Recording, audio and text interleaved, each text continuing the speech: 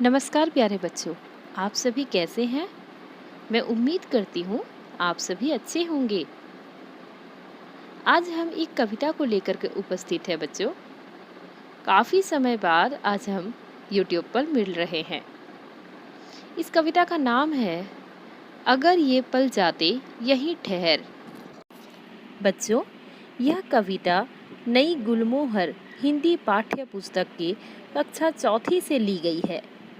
चलिए, इस कविता को पढ़ने से पहले हम कवि के विषय में जान लेते हैं।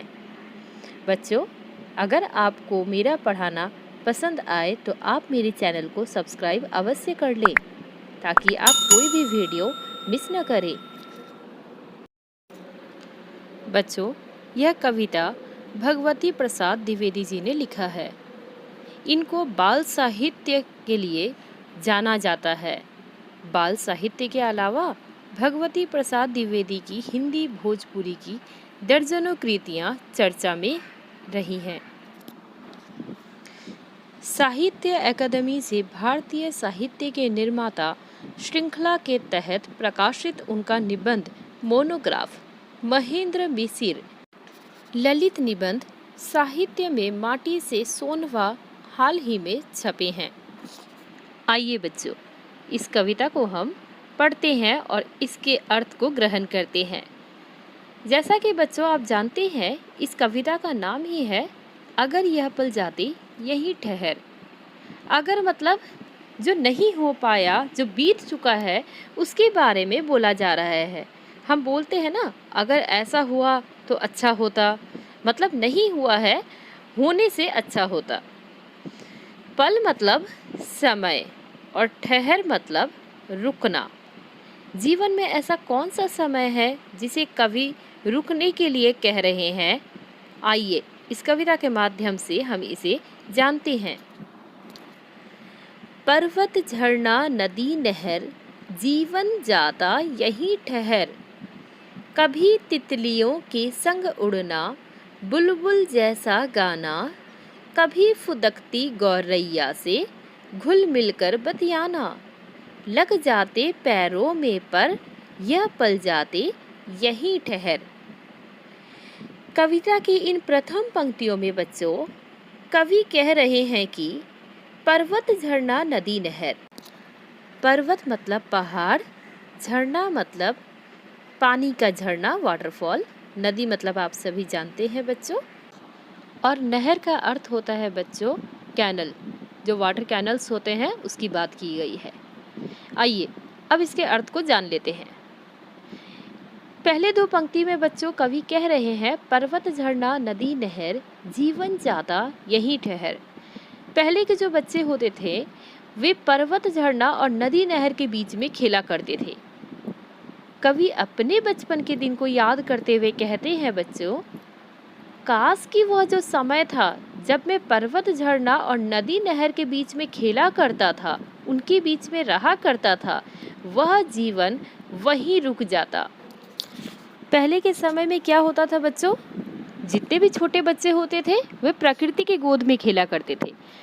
प्रकृति की गोद मतलब प्रकृति के बीच में, नेचर के बीच में खेला करते थे। पेड़ पौधे बगीचा यह उनका खेलने का स्थान हुआ करता था। अब क्या हो गया है, अब बच्चे चार दीवारी के अंदर वीडियो गेम, मोबाइल, लैपटॉप्स में गेम खेलते हैं। कोई किसी से मिलता नहीं है, सभी अपने में रहते हैं। कवि उस समय की बात कर रहा है जब सभी बच्चे आपस में बगीचे में मिलते थे और एक दूसरे की सहायता करते थे और मिलजुल कर खेलते थे। पर्वत झरना नदी नहर जीवन जाता यहीं ठहर। उसी समय को कवि रुकने के लिए कह रहा है जब ये लोग प्रकृति के बीच में खेला करते थे। कभी तितलियों के संग उड़ना बुलबुल जैसा गाना, मतलब बच्चों कवि कह रहे हैं बचपन में ये कौन सी क्रीड़ाएं किया करते थे, क्या करते थे। कभी तितलियों के संग उड़ना, कभी ऐसा लगता था कि ये लोग तितली के संग उड़ रहे हैं। अब उड़ने का अर्थ यह नहीं होता बच्चों कि तितली के साथ उड़ रहे हैं, ऐसा नहीं है। मतलब तितली के पीछे पीछे दौड़ रहे हैं। जो छोटे बच्चे होते हैं उनको तितलियों को पकड़ना बहुत पसंद है, वे तितली के पीछे दौड़ने लगते हैं जब भी तितली देखते हैं। इसीलिए यहाँ पर कहा गया है बच्चों, कभी तितलियों के संग उड़ना, बुलबुल जैसा गाना। बुलबुल एक पंछी का नाम है बच्चों, आप देख सकते हैं स्क्रीन में उसकी चित्र, छोटी सी चिड़िया होती है। कभी फुदकती गौरैया से घुल मिलकर बतियाना। गौरैया, गौरैया मतलब स्पैरो, आप देख सकते हैं बच्चों चित्र में। आगे कवि कहते हैं, कभी फुदकती गौरैया। गौरैया के लिए फुदकती शब्द का इस्तेमाल किया गया है बच्चों। फुदकती मतलब कूदना। आपने देखा होगा यह जो गौरैया होती है, ये जो चिड़िया गौरैया है, यह चलती नहीं है, यह फुदकती है, दो पैर से कूदती है। उसी को कहा गया है कभी फुदकती गौरैया से घुल मिल कर बतियाना। बतियाना मतलब बात करना। जो बच्चे होते हैं वे चिड़िया के साथ चहकने लगते हैं, उनके साथ बातें करने लगते हैं। कवि अपने बचपन के समय को याद करते हैं और कहते हैं कि बचपन का वह दिन कितना अच्छा था, वह समय कितना अच्छा था जब हम तितलियों के पीछे दौड़ा करते थे, बुलबुल के जैसे गाना गाते थे और गौरैया के साथ हम घुल मिलकर घंटों बातें किया करते थे। लग जाते पैरों में पर यह पल जाते यहीं ठहर। पर मतलब बच्चों पंख, विंग्स। अब पैरों में तो विंग्स लग नहीं सकते बच्चों। यहाँ पर अर्थ यह है, बचपन का वह समय कितना अच्छा था, काश वह यहीं ठहर जाता जब जहाँ चाहे वहाँ पहुँच जाते थे। हमें कोई रोकने या पूछने वाला नहीं हुआ करता था, हम अपने मन की करते थे, सभी हमारी बात माना करते थे। कवि बचपन का वह समय रुकने के लिए या ठहरने के लिए कह रहा है। काश कि वह समय बीता ना होता, रुक गया होता। आइए हम आगे की पंक्तियों के अर्थ भी जान लेते हैं। कभी पतंग लूटने को हुड़दंगी दौड़ लगाना, आंधी में दौड़ दौड़ कर बगिया से आम चुराना, मगर लकर सुंघवा का डर भरमा तिरछन यही ठहर। इन पंक्तियों में बच्चों कवि कह रहे हैं, जो छोटे बच्चे होते हैं जब पतंग कटती है तो बच्चे पहले दौड़ते हैं पतंग को लूटने के लिए। जो पहले पहुंचेगा उस कटी हुई पतंग को ले लेगा। तो बचपन का वह समय कवि याद करते हुए कह रहे हैं, कभी पतंग लूटने को हुड़दंगी दौड़ लगाना। हुड़दंगी मतलब नौटी, शरारत भरी, ना इधर देखना ना उधर देखना, बस पतंग को देख करके दौड़ते हुए जाना पतंग की ओर। कवि उस समय को याद करते हुए कह रहे हैं, वह समय कितना मनोहर था, कितना अच्छा था जब कटी हुई पतंग को लूटने के लिए हम लोग दौड़ लगाते थे। आंधी में दौड़ दौड़ कर बगिया से आम चुराना। आंधी आने से अभी क्या करते हैं लोग, दरवाज़ा खिड़की बंद करते हैं। लेकिन बचपन का वह समय कवि याद करते हुए कह रहे हैं, वह समय कितना अच्छा था जब आंधी आती थी और हम सभी दौड़ दौड़ करके बगिया से यानी बगीचे से आम चुराने जाते थे। आंधी आएगी, हवा चलेगी तो बगीचे में जो आम के पेड़ हैं उससे आम टूट करके गिरेंगे और बच्चे आम चुराने जाया करते थे। मगर लकड़ सुंघवा का डर भरमाते सन यहीं ठहर। लकड़ सुंघवा मतलब बच्चों हायना। आपको मैं अभी चित्र दिखाती हूँ, आप स्क्रीन में देखेंगे तो आपको पता चलेगा। बच्चों इसको हायना कहते हैं। हायना एक जानवर है जो बगीचे वगैरह में पाया जाता है। लेकिन बचपन में क्या होता है, कोई बच्चा दूसरे के बगीचे में जाके आम ना तोड़े, इसलिए माता पिता उनको डराया करते थे, उनको भ्रम में डाला करते थे कि उस बगीचे में जाके आम मत लूटना या आम मत तोड़ना, नहीं तो तुम्हें हायना पकड़ लेगा। तो उसी बात को यहाँ पे कवि ने कहा है, मगर लकड़ सुंघवा का डर। आम तो वे उठाने जाते थे, जब आंधी आती थी आम चुराने हुए दौड़ते थे, लेकिन उनके मन में लकड़ सुंघवा का डर रहता था, कहीं लकड़ सुंघवा उन्हें पकड़ ना ले। इसीलिए कहा गया है, भरमाते क्षण यहीं ठहर। भ्रम में डालने वाले यह जो पल है, काश कि वह पल वहीं ठहर जाते। हमारा जो मनोहर बचपन है, इतना सुंदर जो बचपन का जो समय था, काश कि वह रुक जाता, वह बीता ना होता। जानबूझकर भीग भीग बारिश में खूब नहाना। जो छोटे बच्चे होते हैं वे क्या करते हैं, जब बारिश होता है जानबूझ करके भीगते हैं। बारिश में उनको नहाना पसंद होता है। बड़े लोग क्या करते हैं, बारिश होने से रूम के अंदर, घर के अंदर चले जाते हैं ताकि वे भीग ना जाए, बीमार ना पड़े। लेकिन बच्चों में मस्ती भरी होती है, वे बहुत मस्ती करते हैं, बारिश में भीगते हैं, उनको अच्छा लगता है। कवि यहाँ बचपन का वह समय याद कर रहा है जब बारिश होती थी और वे सभी भीगा करते थे। इधर उछलना उधर फिसलना, बस्ता ले गिर जाना, बरसे मेघा चहर चहर, बरसाती दिन यहीं ठहर। यहाँ पर कवि कह रहे हैं बच्चों, जो छोटे बच्चे होते हैं वे क्या करते हैं, बस्ता मतलब स्कूल का जो बैग है उसको लेकर के कभी इधर फिसलते हैं, कभी उधर फिसलते हैं और अपना जो स्कूल का बैग है, बस्ता है, उसे लेकर के गिर जाते हैं। इसमें उनको बहुत मज़ा आता है, बहुत अच्छा लगता है। बरसे मेघ छहर छहर, बरसाती दिन यहीं ठहर। छहर छहर मतलब बिखर बिखर करके, बारिश जो हो रही है वो बिखर बिखर करके हो रही है, हर तरफ बारिश ही बारिश हो रही है। यह जो बरसाती दिन थे, जो बचपन के वे जो दिन थे, काश कि वह यहीं ठहर जाते, वे बीते ना होते। आगे कवि कहते हैं बच्चों, ताल तलैया में कागज की नैया का तैराना। ताल तलैया मतलब बच्चों क्या होता है, जो छोटे छोटे गड्ढे होते हैं, बारिश होती है तो उनमें पानी भर जाता है, ठीक है।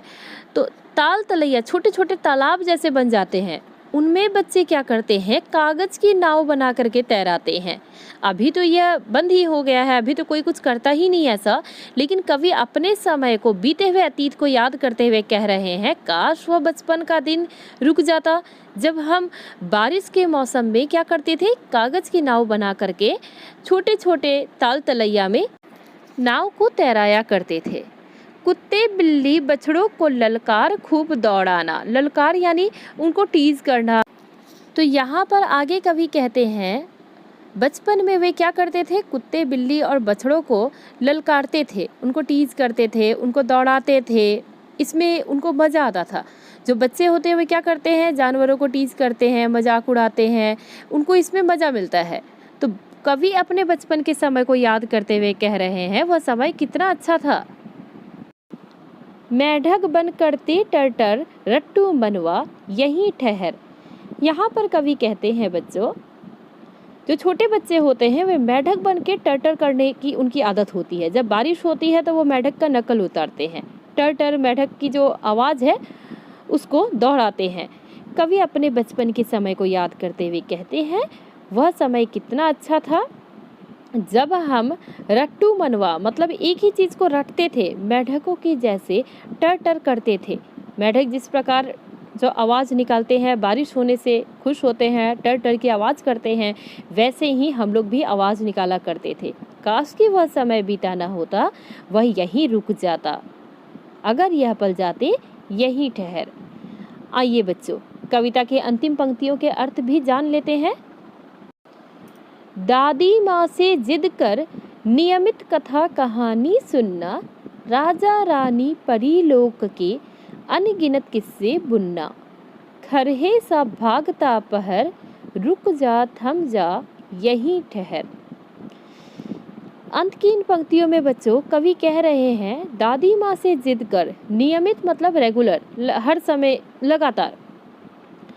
जो छोटे बच्चे थे, जब वे कवि छोटे बच्चे थे, अपने बचपन के समय को याद करते हैं और कहते हैं, वह समय कितना सुहाना था जब हम दादी माँ से जिद करते हुए उनसे कथा कहानी सुना करते थे, नियमित रूप से कथा कहानी सुनते थे। राजा रानी परी लोक के अनगिनत किस्से बुनना, किस्से मतलब कहानी, बुनना मतलब खुद से बनाना। क्या करते थे, बच्चों में कल्पनात्मक शक्ति बहुत अच्छी होती है, इमेजिनेशन बहुत अच्छी होती है। वे खुद से राजा रानी की कहानी और परी लोग यानी परियों की कहानियों को बनाया करते थे, दिमाग में बुना करते थे, ठीक है। खरहे सा भागता पहर, पहर मतलब समय, खरहे मतलब खरगोश। खरगोश कितनी तेजी से दौड़ता है बच्चों, है ना। खरगोश की दौड़, उसकी जो तेज है उसकी वजह से उसको जाना जाता है।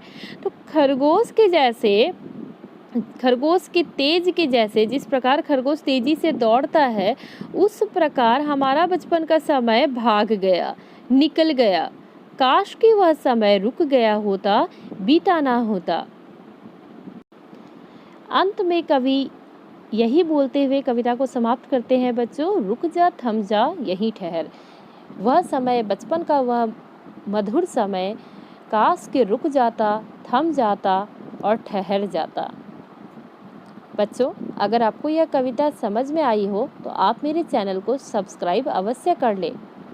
आइए इस कविता में आए कुछ कठिन शब्दों के अर्थ भी जान लेते हैं बच्चों।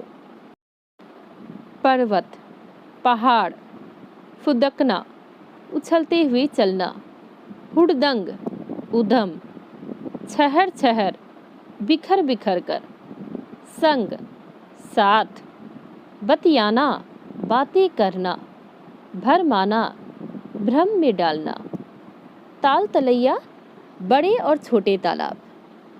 बच्चों, मैं उम्मीद करती हूँ आपको यह कविता समझ में आ गई होगी। अगर आपको किसी भी प्रकार की शंका है या डाउट है तो आप मुझे कमेंट बॉक्स में पूछ सकते हैं। हम मिलते हैं अपने अगले वीडियो में। धन्यवाद।